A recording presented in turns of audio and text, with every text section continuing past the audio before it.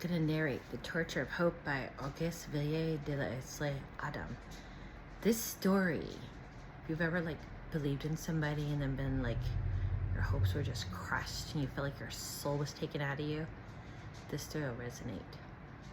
Many years ago, as evening was closing in, the Venerable Pedro Auguste Villiers, 6th Prior of the Dominicans of Segovia and 3rd Grand Inquisitor of Spain, followed by a Fra Redemptor and preceded by 2 familiars of the Holy Office, the latter carrying lanterns, made their way to a subterranean dungeon. The bolt of a massive door creaked, and they entered a mephitic impasse, where the dim light revealed between rings fastened to the wall a blood-stained rack, a brazier, and a jug. On a pile of straw loaded with fetters in his neck encircled by an iron carson, sat a haggard man of uncertain age, clothed in rags. I'm already feeling shudders. This prisoner was no other than Rabbi Aser Abarbanel, a Jew of Aragon, who, accused of usury and pitiless scorn for the poor, had been daily subjected to torture for more than a year. Yet his blindness was as dense as his hide, and he had refused to abjure his faith. Proud of affiliation dating back thousands of years, proud of his ancestors, for all Jews worthy of the name are vain of their blood, he descended Talmudically from Othoniel and consequently from Ipsiboa, the wife of the last judge of Israel, a circumstance which had sustained his courage amid incessant torture. With tears in his eyes at the thought of this resolute soul rejecting salvation, the Venerable Pedro Auguste Villiers, approaching the shuddering rabbi, addressed him as follows: "My son, rejoice. Your trials here below are about to end.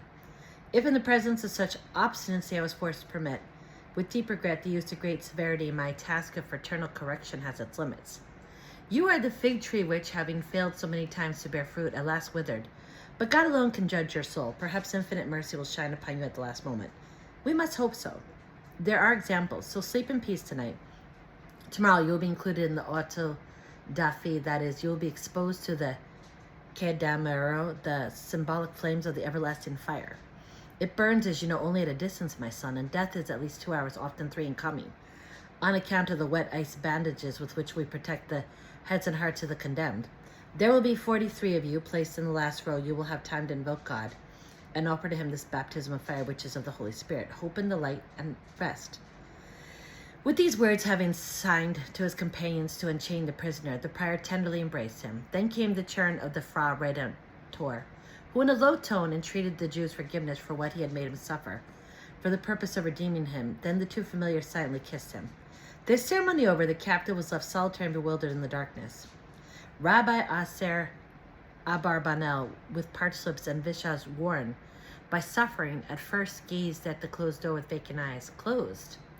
The world unconsciously roused a vague fancy in his mind, the fancy that he had seen for an instant the light of the lanterns through a chink between the door and the wall. A morbid idea of hope, due to the weakness of his brain, stirred his whole being. He dragged himself toward the strange appearance, then very gently and cautiously, slipping one finger into the crevice, he drew the door towards him. Marvelous! By an extraordinary accident, the familiar who closed it had turned the huge key an instant before it struck the stone casing, so that the rusty bolt not having entered the hole, the door again rolled on its hinges. The rabbi ventured to glance outside.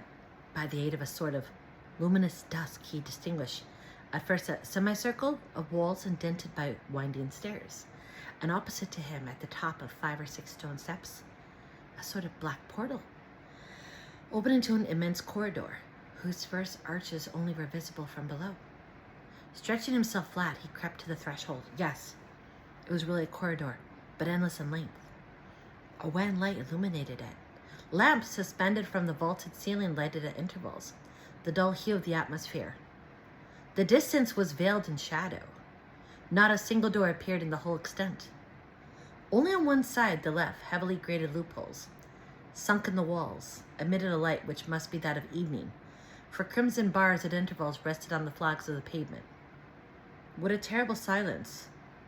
Yet, yonder at the far end of that passage, there might be a doorway of escape.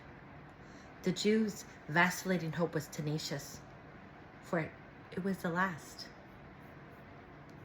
Without hesitating, he ventured on the flags, keeping close under the loopholes, trying to make himself part of the blackness of the long walls.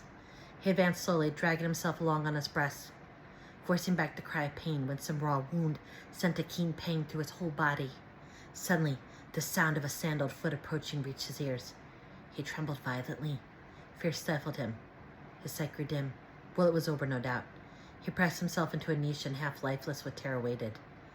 It was a familiar hurrying along. He passed swiftly by, holding in his clenched hand an instrument of torture, a frightful figure, and vanished.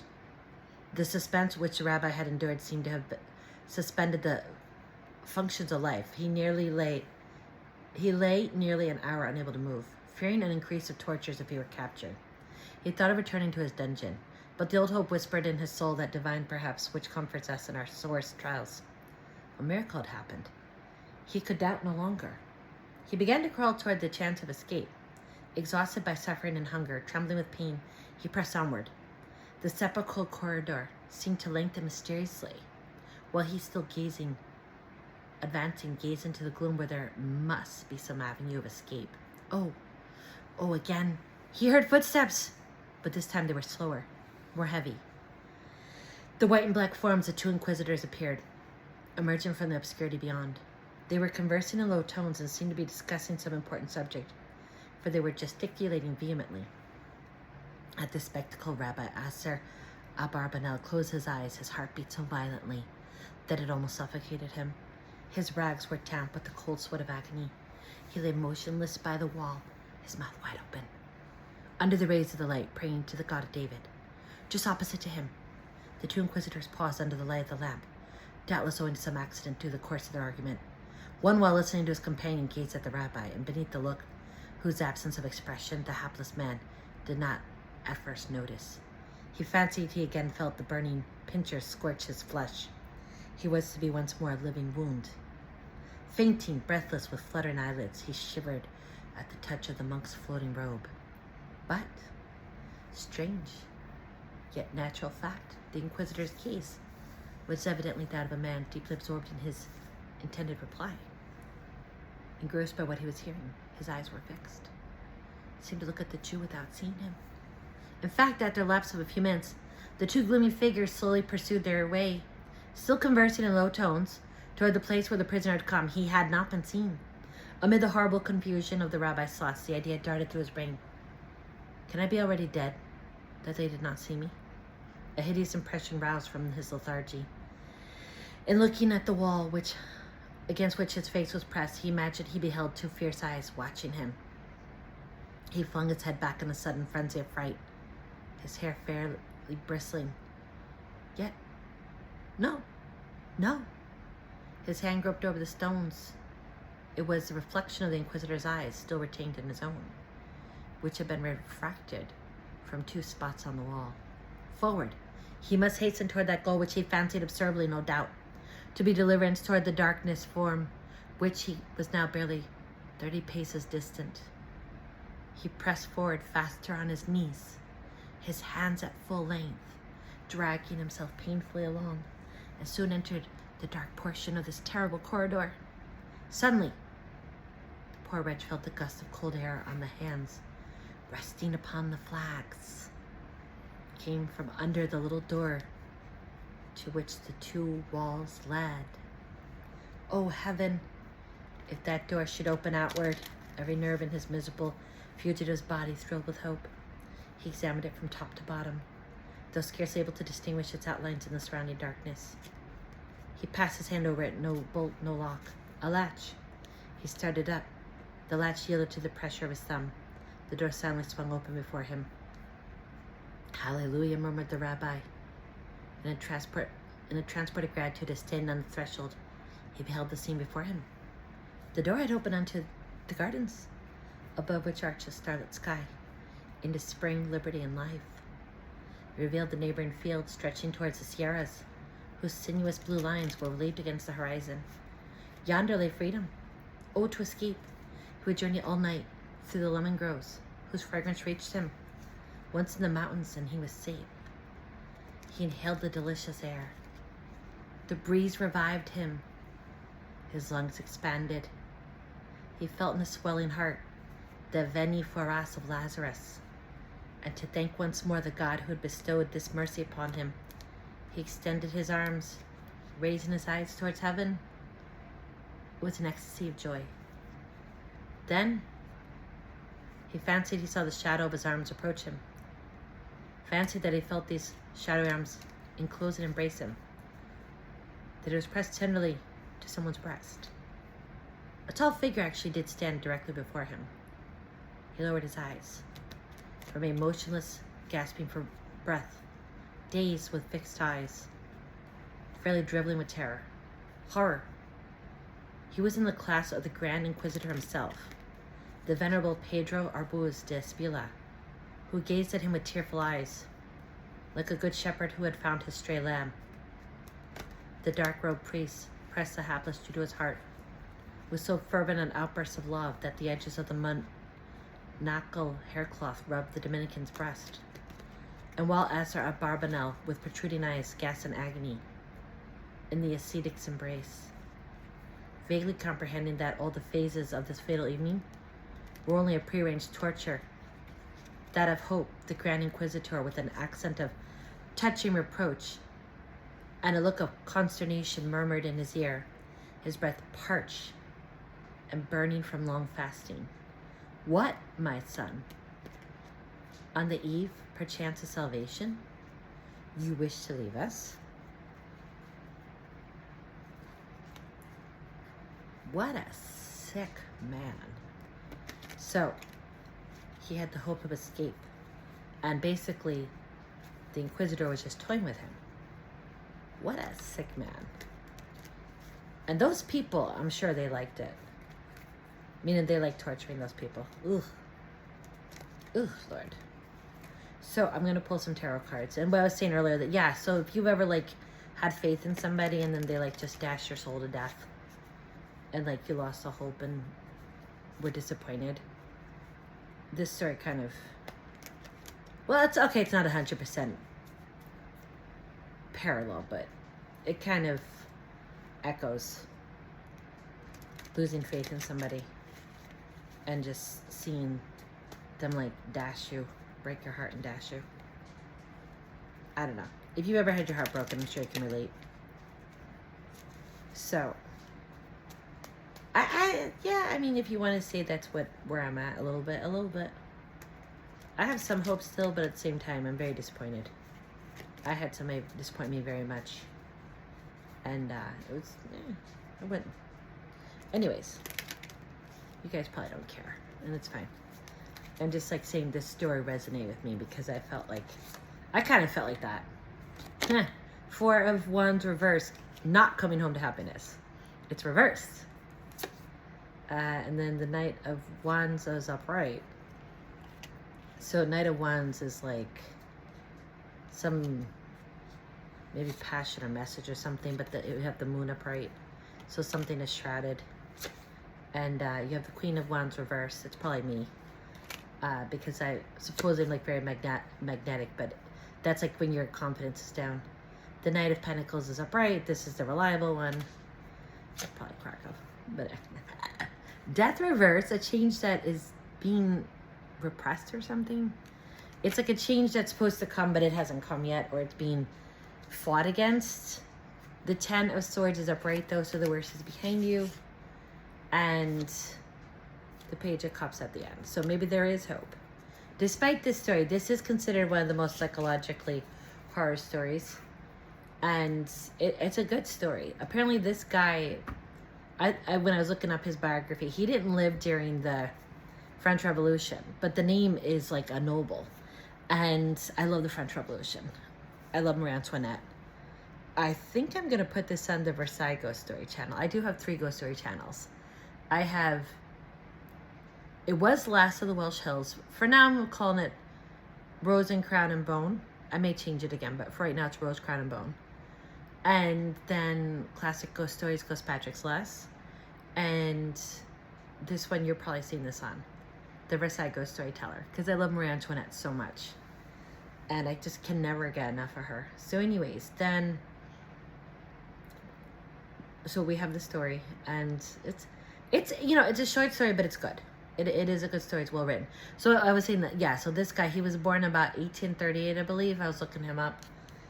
And he was born, what do you call it? They told me his years. 1838 in Brittany, actually, too. And I love Brittany. And, which is in the northwest of France. And then he died in Paris in 1889. And he blends irony, metaphysical dread, aristocratic nostalgia, fantastic and uncanny elements. So, hold on, give me SEO title and description. Yes, I have the AI help. I mean, like, I obviously narrate the story, but I have them help me give me the title description and the Midjourney prompt, because those images, to get the image, Midjourney prompt. Marie Antoinette looking at the viewer in a garden of moonlight.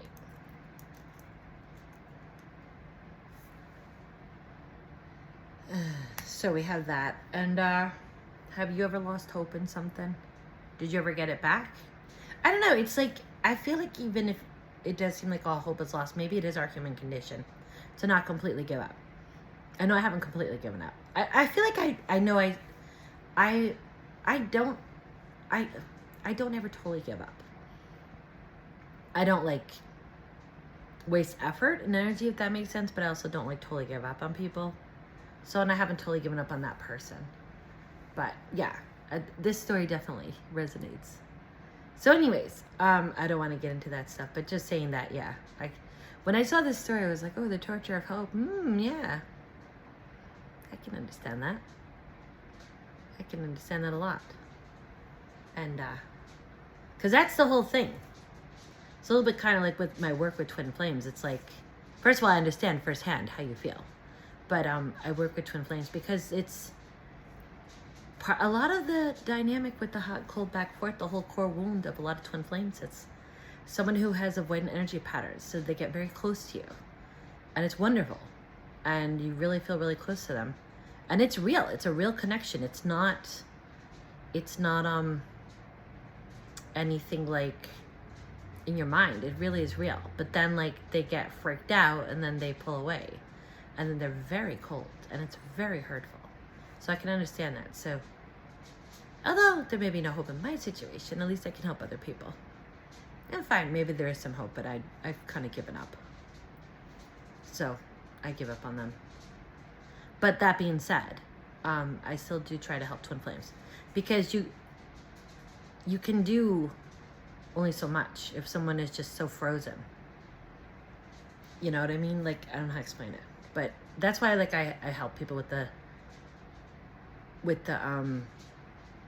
cards and with my shadow work and everything that I talk about. And if you're not familiar with my system, basically, like, I do combine, like, Carl Jung's Mysterium, what's it called, Conjunctio? His last book is his masterpiece, Alchemical Marriage, along with Twin Flames, like, help with deep shadow work. And then there's two British deities I work with, Cosidius, or Cosidius, whatever you want to call them. It's from the north of Britain, pre-Roman deity. And also Nodens, who was like, so it's like with the black sun and the white moon, albedo, and the gray dome, whatever. And they work together, like, on the subconscious mind. But yeah, so anyways, what's my point? My point is that with Twin Flames, it a little bit, it feels like this story. Like, I can understand the journey of it in a way. Twin Flame journey, it is like, you get close, and then it's wonderful, and then, like, that sense of freedom at the end is kind of like when the Twin Flames are close. And then at the end of the story, when he realizes that he's going to die the next day, it is like when the Twin Flame, the runner, runs and leaves the other person, like, just sitting there. And they're like, what the heck just happened? And then and the hot, cold, the back energy forth, like, they're very cold. And then it's like the Ice Queen in the, whatever that Snow Queen winter story, I think it's a Hans Christian Andersen fairy tale. That one has nothing on these people and how cold they can be. Nothing. It's like the winter, the winter, the winter. So anyways, you know, it's a very dark tale. I feel like some of the other ones though are also darker, or as dark, if not as dark or darker. It depends on the story, obviously, but it's a good story. I liked it. I hope you enjoyed it. And you'll say, what do you mean you liked it? You're just talking about losing hope. Yeah, but the atmosphere is perfect. This person's putting out the atmosphere, and the pace is good.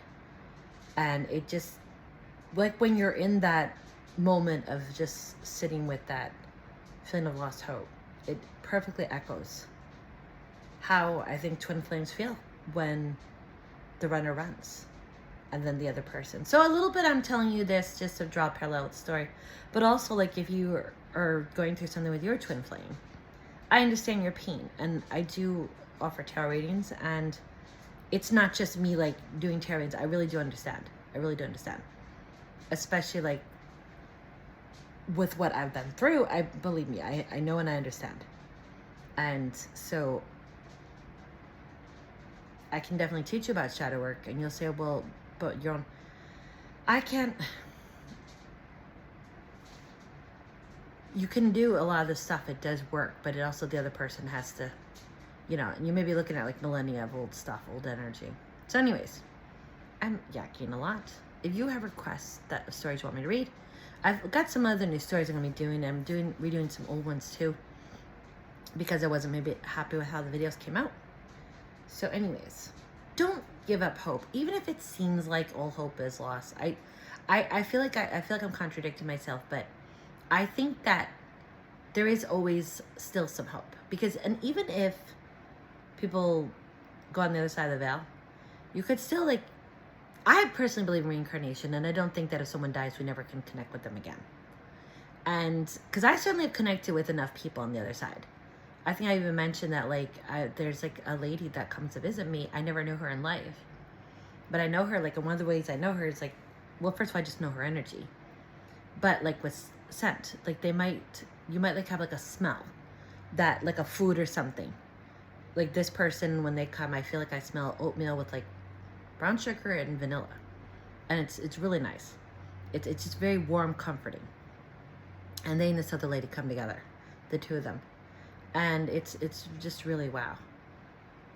So anyways, don't give up hope, despite there is always, even if you don't always get the thing that you wanted. And I'm not going to say, oh, you get something better. No, I'm not going to say that. I'm not going to say that, because that's not always true. Because you want what you want. And when I say don't give up hope, I mean like don't waste your time. Like don't have like imbalanced giving. But I just think that I don't believe like that ever all hope is lost. If that makes sense. And I know you're like, what the hell are you talking about? I don't know how to explain it. I just don't think that all hope is ever lost. There is still some goodness, and if people are doing like the twin flame back and forth stuff, by the way, they're not like doing it because they want to play games or hurt you. Like this guy in this story, he probably even was like acting from, I mean, the Inquisitor, he's acting from probably like his own messed upness, and I'm not defending him. Don't think I'm defending him. They're messed up themselves. And they believe that they're doing something important. They think that they really believed. They had like this conviction that what they were doing was right. And it's like, and usury, I'm not defending how the guy was treated, but usury is very bad. That's like putting, giving somebody like high levels of like these interest rates, and like it's like giving somebody like a credit card with like 35%. That is usury, actually. And I know it doesn't matter if it's quote unquote legal. That is like, so, and being, what was it, ignorance of the poor. I mean, actually, since we're talking about Marie Antoinette, there was that movie, The Affair of the Necklace. That movie kind of comments on that at the end of the movie, when Marie Antoinette is guillotined, the narrator is talking, and they're basically saying that Marie's crime perhaps was like an arrogance or an indifference to the poor. So if you want to look at it from indifference to poor people, that is our society. There is something to that. Am I saying people should be tortured? No. But I am saying, yes, there is something about usury and ignorance towards poor people. Those things are not okay. And so on the one hand, yeah, this guy's being tortured, but at the same time, the things that he did, this usury, okay, whether he did them or not, he's accused of, whatever the wording you want to use, because everybody's a politically correct police. But usury is very negative and toxic, and being desensitized to the poor, I'm not talking about you should give all your money or anything. No, certainly not. I'm totally for having wealth and having things. Definitely. And actually, when you're in a place of wealth yourself, you can help other people. But if like somebody's really going through a hard time and you just don't give a crap, and like you just don't do anything to like help them, there is something in that's, or like it's our society. We need to like restructure our society. But then now I'm talking like utopia. So anyways, this is a very interesting story. It opens up a lot of questions, and it makes you think, and it kind of opens up some of this philosophical stuff, and maybe a little bit existential, a little bit like how society is, we as a society work. Do we just, if we have this attitude of pull yourself up by your bootstraps, well, what if somebody has problems? What if this? What if that? It opens up a lot of questions. I think this story makes you think, and it opens up a lot of questions.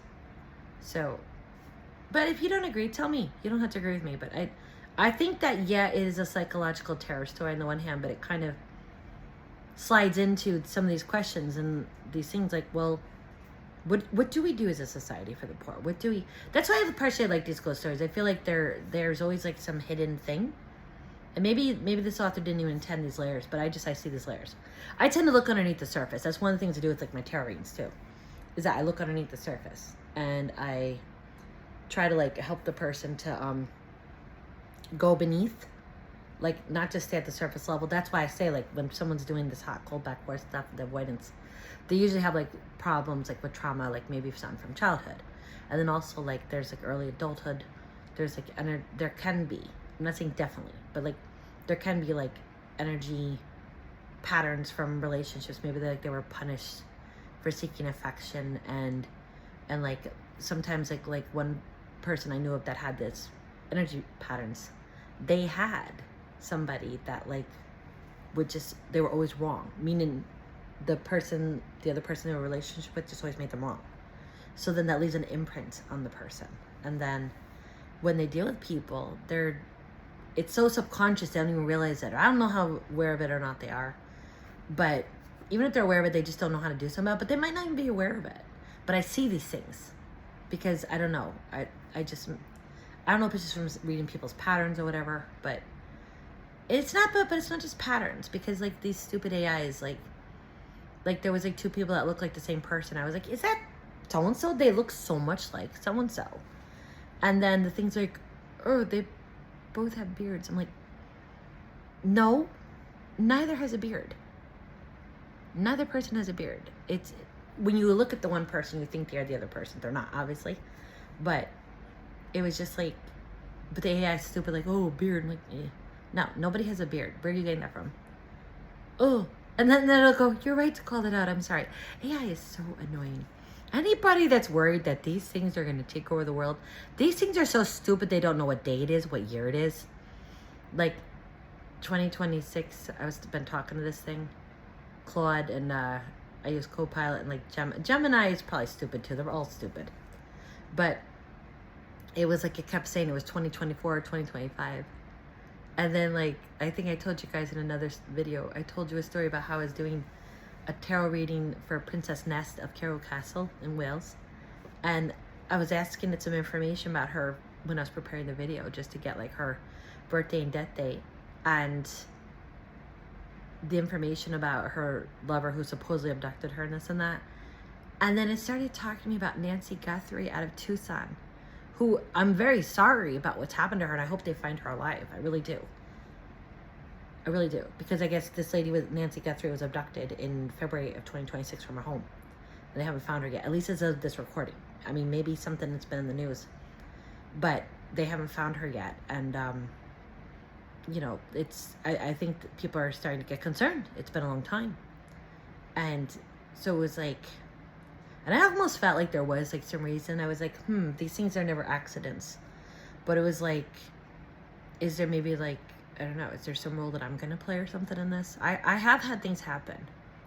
I actually, I don't know if I'm gonna make it a short or if I tell you, well, I mean, I probably could just tell you about it real quick. The short version, very short version. So basically there was a case about 10 years ago. This man was in a car driving with his kids. His wife was out of town, and he had a gun like on his belt. Somebody came up beside the car and shot the father to death. So the car crashed into a tree. They were like in a wooded area, and they had like stopped. They were going fishing. He was going to go fishing with the kids. They'd stopped at a shop to get like worms or whatever bait for the fishing. Something must have happened that set off this other person that like followed them and shot them. And the oldest child was about 9 or 10 years old. They kept saying that they saw this person shoot the dad, the parent, and the investigators didn't believe the child. And like the person who told me about it, I was like, no, something happened. I said, the gun didn't go off and hit them. I said, because if it had been down it was like, I mean, if it was down their belt, it would have gone like up here. They were shot in the side of the head. And they were trying to say the bullet ricocheted. I was like, no. And then sure enough, years later, it turned out I was correct. That somebody, I guess, came forward and then gave some evidence. And then they were able to like look into it, and they discovered the identity of the person who had done it. Now, the person who had done it was deceased at that point, so they couldn't go arrest them. But the point is just, I picked up this all, and I wasn't even in the same state. I didn't know these people, but I just picked up that energy. So what I'm just trying to say is like, I don't know. Well, I don't know if anybody from law enforcement's watching this. If you guys want help with like a crime, I'm certainly willing to help with what I can. But obviously it has to be legitimate. I don't want like a bunch of scammers to start emailing me now. But if I could help with the Nancy Guthrie case, I definitely would like to. I would like to help. I don't know how to like do that though, but if I could help, I would like to. Because I'm like, the fact that I heard about it means something. I don't know. So anyways, I've always wanted to do that. I always wanted to get involved with law enforcement to help them with solving crimes. Because like I say, there's something. And I'm not like any special than anybody else. I think I did like a lot of like meditation, and I just opened myself up, I guess. I got into like Doreen Virtue years ago and her angel meditations before she became born again Christian. And yes, I'm into the occult. I'm not going to hide it. I'm not ashamed of it. And I'm not going to apologize for it either. I am who I am. And hopefully you're watching these. I make it very clear. I do tarot readings in them, and I'm on camera. So if somebody doesn't want to watch that, they don't have to. But if you're here, I'm assuming you like this stuff. So I'm definitely like, I'm into past lives. I'm going to talk about this stuff. Ghost stories, obviously. And I figure people that like these ghost stories, of some fraction of them or some group of them must like tarot cards. I remember there was like this one lady that liked tarot. I didn't know how to keep in touch with her though, because something back a few months ago. Well, I wanted to leave it anyway, so it just, whatever. It was fine that did not last, but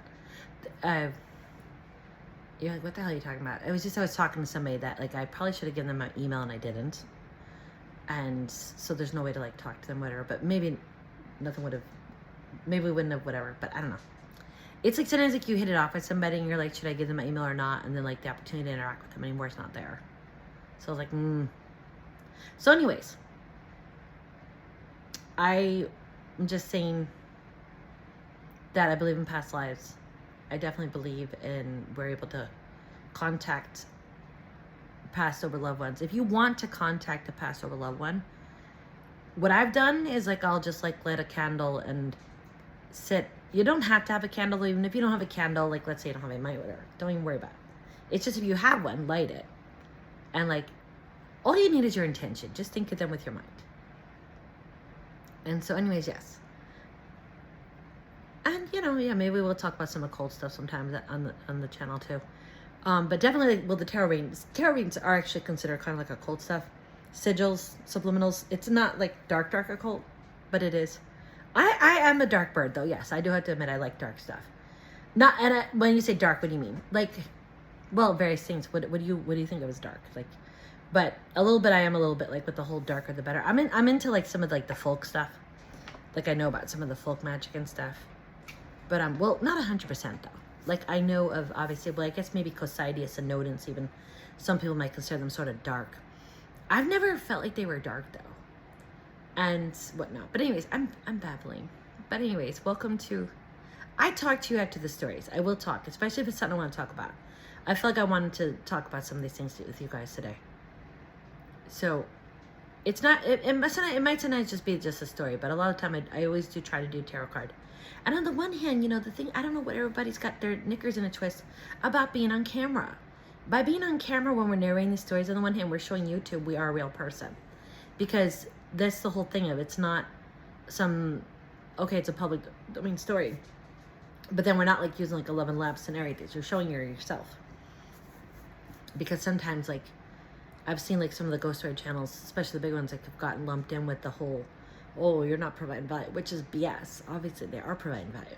But by being on camera, or at least at some points going on camera on your channel, you're showing you're a real person. And it's not just, that this is a real person. It's not like, oh, I'm using 11 labs and I'm using, what do you call it? Like the whatever, the things.